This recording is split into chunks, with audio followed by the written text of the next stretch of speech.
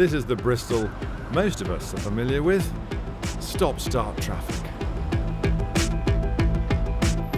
Every junction, another hold-up. And yet, despite having some of the most clogged streets in the country, Bristol's congestion could actually be a lot worse. At the city's traffic control centre, they try to keep things moving, with cameras monitoring every major junction. Not much happens without it being seen here. So all this and your team are just trying to keep the lights green for me, are they?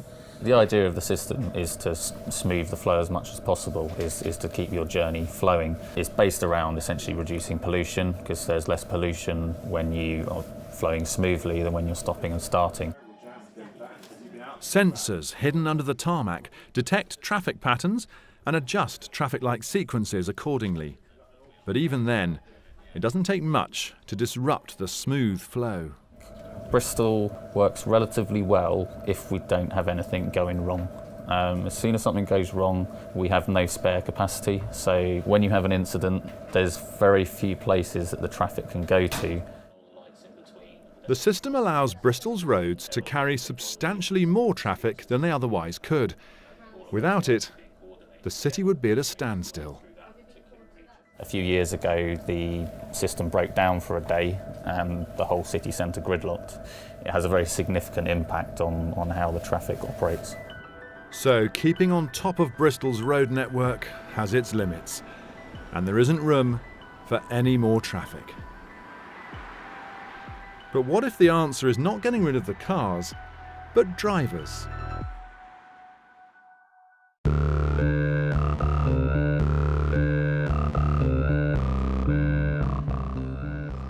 Across the channel, a revolution is taking place. In La Rochelle, on the west coast of France, 6 electric driverless shuttles follow routes around the city centre, carrying real passengers.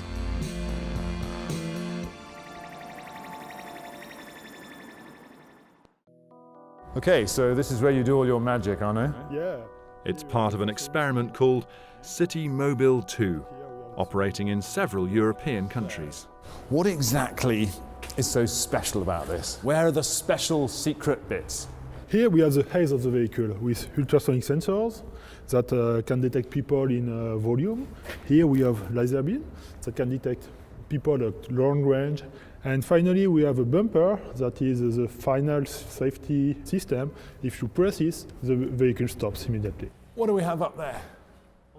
On the roof, there's another laser and a GPS system accurate to within 2 centimetres, all to help the vehicle work out exactly where it is. So all together, we've got the GPS, centimetres, we've got the 270-degree laser to find where it is. Down here we've got ultrasonic, we've got that tiny laser getting out there for long distance, and if it all goes a little bit too close for comfort, you got the bumper. Exactly. Now I know it's safe, time for me to take a ride. Hello, welcome aboard. So this is it? This is it, autonomous mobility. And there we are, we're now going for a ride. As you can see, there is nobody driving, there's nobody accelerating, and I don't even need to watch the road. We can carry on talking and have a nice conversation. Speak for yourself. This is a little bit weird. Weird? I would not say so. I mean, Well, that's no, but you're future used to today. it. You're used to it. I'm sitting in a bus and no one is driving it. And we're about to cross a road with cars on. I might be nervous, but the locals have really taken to autonomous travel. That said, what happens when the shuttle meets a French driver not doing exactly what's expected?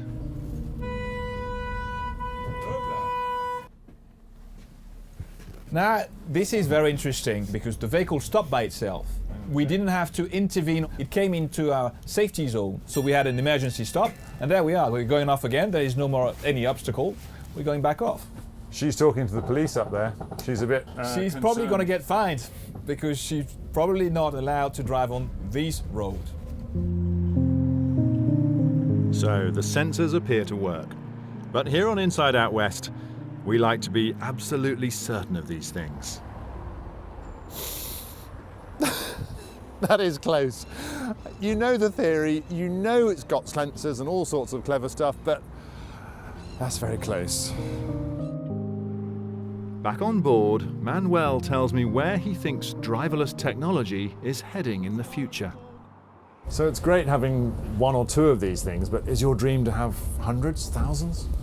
Probably thousands, yes. I mean, you have heavy congestion in Bristol, so you could imagine that people would park their cars outside the city centre, and then they could hail these autonomous buses working like taxis. They would come to them at the car parks and then take them wherever they want into the inner city, which would be fully car-free.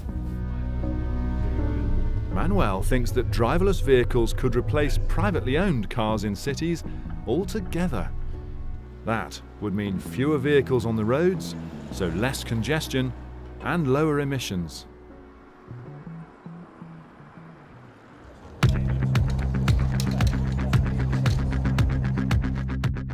For Bristol, that future might not be far off.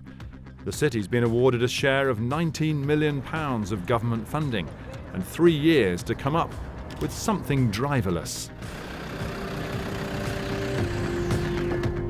The ultimate goal is one in which traffic lights are removed altogether, as driverless cars communicate with each other to pick the perfect route through the city, ending congestion forever. We've just been to France. We've seen these driverless pods, rather curious things, but actually on the streets. When will we see one of those here in Bristol? For the next 12 months, you're going to see a pod similar to the one that you've seen in France in Bristol. And this will initially be in the University of the West of England campus. And then as we understand how it works and we're confident that it does work, we will start to take that out onto the streets. Do you think Bristolians are really going to go for that? I mean, I've heard so many people saying, oh, we're going to have flying cars and all kinds of things, and we still have old-fashioned cars going old-fashioned streets with old-fashioned traffic jams. Do you think it's actually going to change? Are we on the cusp of something here? I believe that all of many of the technologies that are required for cars to become autonomous or self-driving are already there.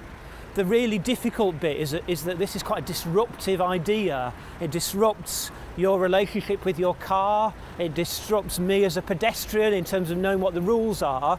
So it's getting the social change right, the legislation right, the insurance right.